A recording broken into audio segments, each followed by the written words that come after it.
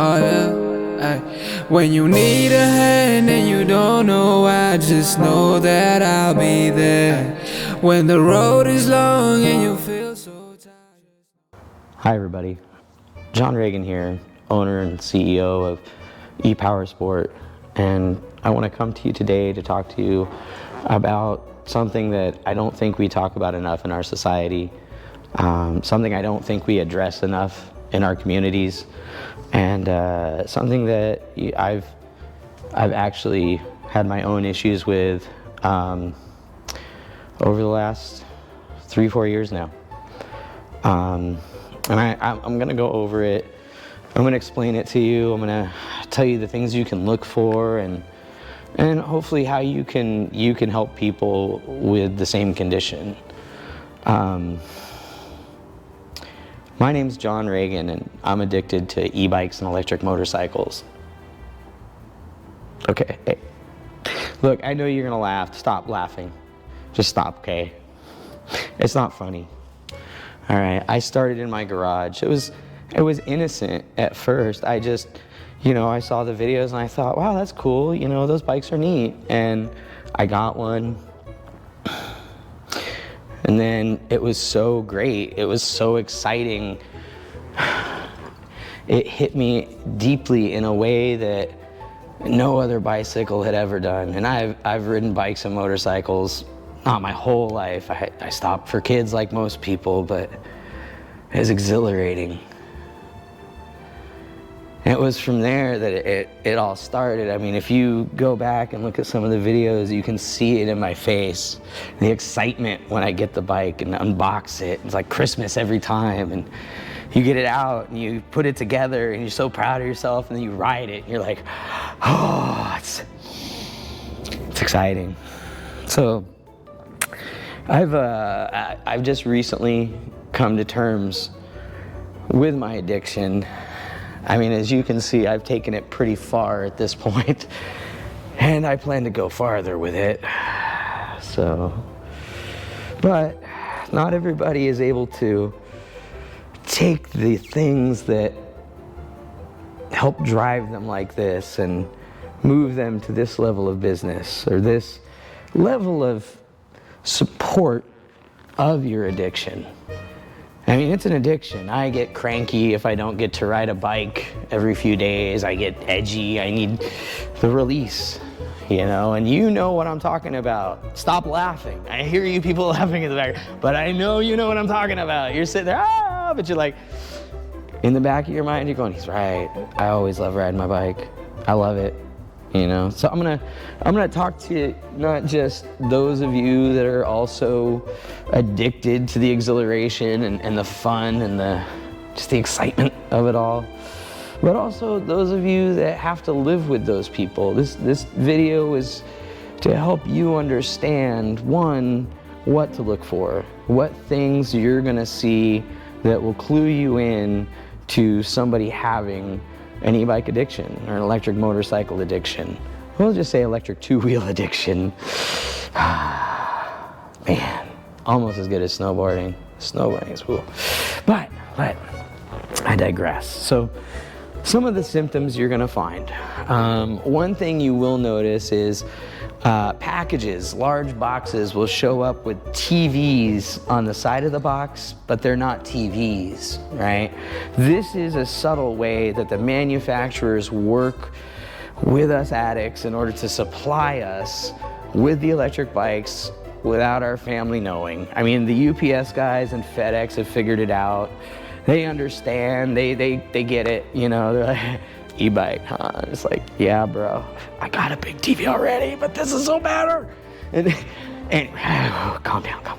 So, so they understand. It helps us sneak it by you. It's very much like the plain wrapper on some magazines or videos that might come to your home.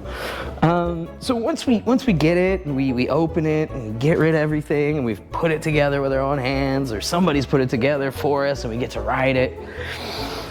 Oh, it's so good. So what you'll notice is after they've gotten this large package that looks like a TV box, and it should be a TV, but you don't see any new TVs in the house. So you're looking around, you're going to the den, you're going to the second bedroom, you're like, where'd this TV go? And your spouse or your significant other is nowhere to be found for at least an hour, maybe two, depending on how 45 minutes, sometimes a short one, you know. And when they come back, they're sweaty, they're stinky, they just smell like they've been doing something. And they just have this big grin on their face, a smile ear to ear. And when you ask them what they did, they just say, I was just out, you know, nothing spectacular. But once you get them talking about it and they explain to you the things that they experienced when they're out on that bike, you'll understand it's thrilling to not get hit by a car when you're out riding. Okay, it's so true. It's like, whoo! Like I almost hit the front of a truck yesterday, and the truck it was like something out of a movie. It was so beautiful, and at the same time so incredibly frightening. But I digress on that point. We'll talk about that later. Maybe I'll do a short video on that one, because man, that was great. But you'll begin to understand that this person that you used to know is going out and not only enjoying themselves, but harrowing themselves against multi-thousand-pound vehicles who many drivers, operators just want to take them out. But every time we get home, every time we're safe, every time we arrive at our destination, we feel triumphant. We feel successful. So, yeah, if you can get them to open up about it, it's a beautiful thing. What a biker, what a true rider will tell you about what they experienced. It's wonderful. It's so gorgeous. But anyway, so some of the things that you would see around the house, I set up some examples here. First thing is they're gonna be out riding for a long time. They're gonna look like they come back with a mistress, but they don't. They're just riding the bike, all right? Either way, you know what I'm saying? So here's the first item you're gonna notice are odd little circular clips like this one. Bring it a little closer. So this obviously isn't for those of us that have the addiction. This is for the families. You'll notice these, and these things are used to hold accessories to the handlebars. And a hallmark of a true rider in this electric age isn't just the electric bike or their enthusiasm about it as we ride and tell everybody how wonderful they are, but how many of these we can put on our handlebars, right? And I'm not joking. I've tried to fit as many as I can. I was like, damn it, I need bigger handlebars. So it's true. Look for it. You'll understand what I'm talking about. The other thing you're gonna see are some nondescript boxes that look like this. And they rattle, and you'll think there's something in there, but it doesn't sound quite right for the nondescript box you would think it is. And that's because these are some of the accessories. This one's empty. It was a set of mirrors, but look for boxes like this. You'll probably find they have mirrors or maybe some other speakers or light accessories they want to apply to their new bike. This is a very common sign of e-bike addiction, so please keep an eye on that. These ones, battery chargers. If you see a lot of these boxes hanging out because the battery chargers tend to die or we lose them and stuff, or we need another one to take to work and stuff, look for these boxes, right? You see two of them, you know your friend, your spouse or whoever really, really has a problem, all right? And finally, we get to the big dog here, right? So I actually just watched a video, one of the guys I really like to watch, Area 13 guy, he's a good guy, good bikes and stuff, good business mentality, but something that really stood out to me, because he has a problem. He has an addiction much like mine. He has a whole shop, it's become his life, and my heart goes out to him. I feel you, Kyle. But what I want to get into is this. His latest video is strapping a third battery to a bike that already takes 2 batteries. Don't get me wrong, I've thought about this too. I'm like, how many battery packs can I earn this thing? Get farther, more, yeah! That's all we want. We want maybe not faster, but farther. And so when you see things like this is a typical battery pack that you might find lying around your house, out in the garage, maybe by the side of their bed, depending on how serious their addiction is. Yeah, I sleep with one by the side of my bed. Shh. Just here at the shop. Shh. Don't tell my wife. Don't tell the wife. I told you I'm sick. But that's a sign of an addiction. Having more than one battery pack for your bike means you really you enjoy riding it, you really want to go farther. And you know, like I said, Kyle added a third battery to a bike that already takes 2. And I'm just gonna say, wow, I can't wait to ride it. How far are you gonna go? Can I hit the state line? Yeah, I tell you, you send me one, we'll meet up at the state line. Anyway, on to the next part of this. I wanna show you guys the progression of this addiction when it really starts to kick in. So this is what happened to me. This is what I find happens to a lot of other people. This is something that now that I've opened a shop and I've been selling these and you know, promoting them in the world and just with everybody, this is something that I've noticed and that happened to me, and that I'm not totally proud to say it, but I facilitate it. Horrible. See, look, man, look. Selling you e-bikes feeds my addiction. If you get what I'm saying, I'm not giving you the first one for free though. We don't do that here. I'll give it to you cheap. Let me get to that. So this is the next point I want to get to, and I'm gonna move the camera back over here where I have these bikes lined up so you can get an idea of the progression of, you know, someone's addiction with e-bikes. So I got these lined up here, and it just happened to work out really well for this. So just set this up. I'm doing this cinematic. Sorry, the move probably looked weird. So here what we have are a lineup of various e-bikes and electric motorcycles that you might see at someone's house as their addiction develops, okay? So this first one right here we have is the Jetson. This is what I would consider the starter addiction bike. These bikes usually come in at about $200 to $300, making them very accessible for people, and they get the first taste and thrill of that electric motor shooting them across the way, right? Not super fast, not enough to scare them, but enough to give them that thrill. And then they realize, I can get a better bike. I can get a bike with more power that's gonna shoot me across even faster, and it's gonna feel even better. And so these little Jetsons, this is the first stage. I would say if you see somebody with a Jetson, just understand that they are in the early stages of their e-bike addiction, right? If they love riding it, if they love getting on it and doing stuff, it's just starting. So keep an eye out, you know, support them, love them. There's nothing wrong with it. It's healthy till it's not. So the next stage we come to with most people's addiction to the electric two-wheel are the full-size mountain bikes or cruiser style bikes. These come with either a mid-drive or a hub motor. So what you want to look for is either this part where the chain goes looks really too fat for a regular bike, or this part where the hub is here, this little part that holds the wheel, is like a big chunky thing instead of a little spindly thing. And so if you see that, just understand your friend has probably moved into their phase 2 of their e-bike and electric two-wheel addiction, and they're getting ready to probably progress into some interesting places, and that we're getting there. And just bear with them, all right? This is a mid-stage. This is a development stage, a growing stage, and so a pupil stage. You say pupa.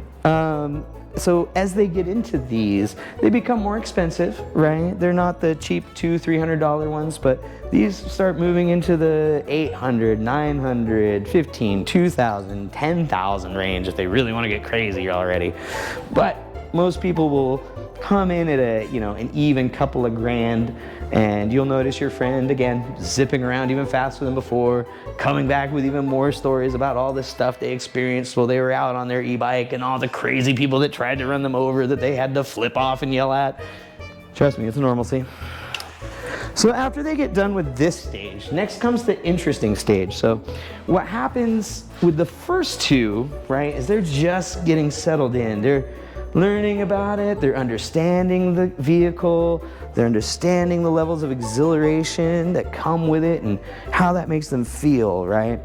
And so then they get into a quirky stage, what I like to call the finding yourself stage, right? Where they buy something like this. Now this is one of our little donkeys, and I swear it's nothing special, but it is just such a quirky little bike. It has turn signals, a headlight, tail lights, brake lights, second person seat, basket, does 20 miles an hour. I mean, it's a crazy little bike. So, for the price and stuff, you'll probably see your friend go from something like this to something like this.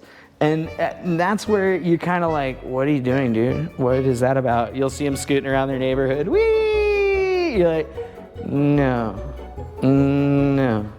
Get on! No. That's like riding with you on a scooter. I know! It's so much fun, though. See? Even though you say, oh, it's over, still, it is so much fun. So once they get done with this, once they get that part out of their system, it's kind of the weird growth state. It's like college, right, for all the rest of us. You know what I'm talking about. So they'll move into this next stage, which is what I call the fully developed understanding of what they're looking for in the electric bike or electric motorcycle realm, what they want to feel on two wheel, Here we have our electric carbon fiber, which is a great bike. It's highly controllable, it's quick, we can change the configurations to be even more performance-based, and it's just an all-around great bike. I have to say, this one, whoo, jollies. I very much enjoy riding it and setting the cruise control, standing up and just and disco dancing along, using my hips to steer the bike. It is that light. So, or they may even get serious, right? If they don't want to stunt and have just some low power fun, they may move to something like this full-on 4-speed 12 kilowatt full-size electric off-road motorcycle, which, yes, they wheelie. I just had a buddy of mine here and he bought one and we did the fixes up. He did the fixes up on his guided him on stuff. And he was just out here almost smacked in. So yeah, they wheelie, just in case you guys didn't know. It's really about how you drive it, is what it comes down to. So there's, a lineup and progression, and when they get to these levels, understand that by now, they've stopped parking their car in the garage. It'll be parked out front of their house or property, what have you. When you open their garage, it'll be bikes. There'll be all these bikes. There'll be things to choose from. You can ride too, because let's face it, there's nothing more enjoyable than sharing your addiction with somebody else, right? Speaking of addiction, let me show you what has me hooked.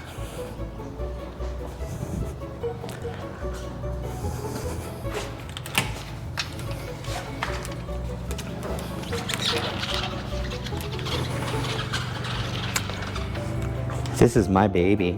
I actually have kids. I have babies, but this is my baby.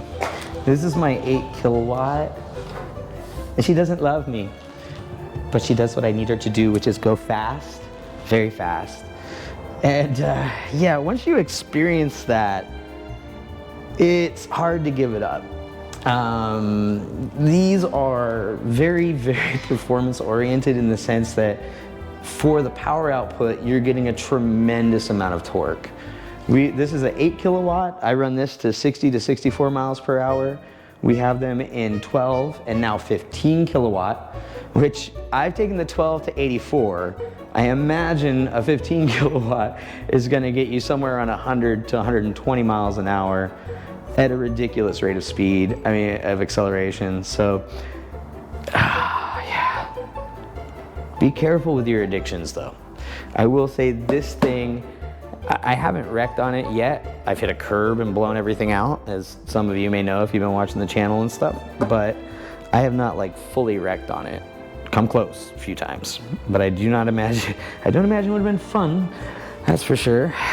So definitely temper your addiction with caution and safety.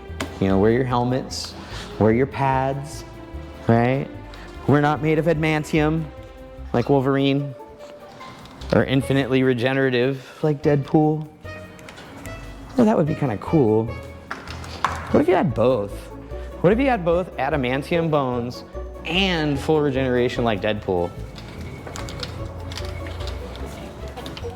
Would you still have to be as ugly as Deadpool? I mean, the whole avocado and Mr. Potato Head had a baby thing, I don't know about that. But anyway, back to the addiction part. Whee! So, as you can see, it could be fun, not just for them, but for you. And as you see the addiction develop and grow within the individuals around you, embrace it. It's time for the world to take a change. These people aren't just addicted to the bike and the thrill, they're addicted to the things that it stands for. Lower cost of operation, saving money, ease of transportation, less maintenance. All these things combined are what cause us to become so addicted to these devices, right? So I would say, just like anyone with an addiction, treat them with tolerance, with understanding. And in the case of this one, maybe join in, because it's probably the best addiction I've ever had. I'm telling you, weather and caffeine gives me belly rots. Oh, yeah, you all have fun. Wear your gear, and I hope you didn't take this as like, oh, he's gagging on addiction. No, that's not what I'm doing here. It's a parody, it's a joke. I did this for your entertainment, and I hope you love it. Y'all have a good time. Woo!